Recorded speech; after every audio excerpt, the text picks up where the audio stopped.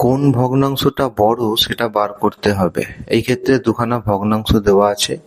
আমরা প্রথমে যেটা করব, ভগ্নাংশ দুটোকে আবার লিখে নেব। দেখো, ভগ্নাংশ দুটোকে লিখে নেওয়া হলো। লক্ষ্য করে দেখো, দুটো ভগ্নাংশের হর আলাদা, সেই জন্য হরগুলোকে নিয়ে আগে আমরা এদের সাধারণ উৎপাদকটা বার করে নেব। উৎপাদক বার করে নেওয়া হয়েছে। এদের সাধারণ উৎপাদকগুলি হলো 5, 7, 5, যাদের গুণফল 175।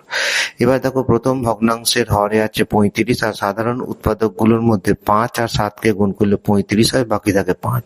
আমরা হর লব দুটোকেই 5 দিয়ে গুণ করে নিলাম, এবং হরকে 35কে 5 দিয়ে গুণ করলে 175, আর লবকে 5 দিয়ে গুণ করলে হয় 85। দ্বিতীয় ভগ্নাংশের হর 25, আর সাধারণ উৎপাদকগুলোর মধ্যে দুটো 5 আছে যাদের গুণফল 25, বাকি থাকে 7। সেই জন্য আমরা এই ভগ্নাংশের লব এবং হর দুটোকেই 7 দিয়ে গুণ করব।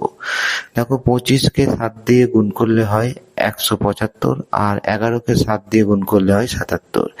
লক্ষ্য করে দেখো, যে ভগ্নাংশ দুটো বেরোলো তাদের মধ্যে প্রথম ভগ্নাংশ অর্থাৎ 175 ভাগের 85 ভাগ এটা বড়, যেটা এসেছে 35 ভাগের 17 ভাগ এই ভগ্নাংশ। সুতরাং বড় ভগ্নাংশটি হলো 35 ভাগের 17 ভাগ।